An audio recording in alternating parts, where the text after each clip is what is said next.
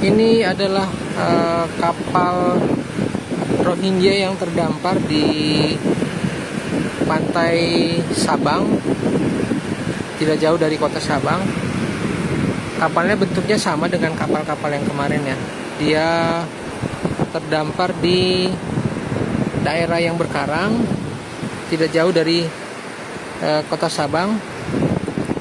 Ini kapalnya hampir mirip dengan kapal-kapal terdahulu yang sudah mendarat di Aceh.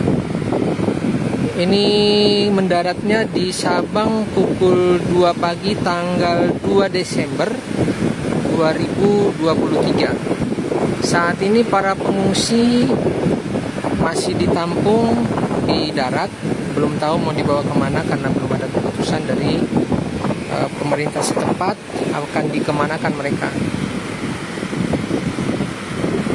Ini lokasinya tidak jauh dari lokasi kapal yang terdampar pertama.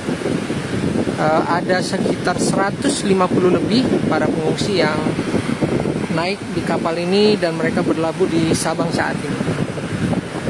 Informasi terakhir ada beberapa kapal lagi yang masih mengarungi lautan dan kemungkinan akan mendarat di Aceh, cuman belum tahu di mana.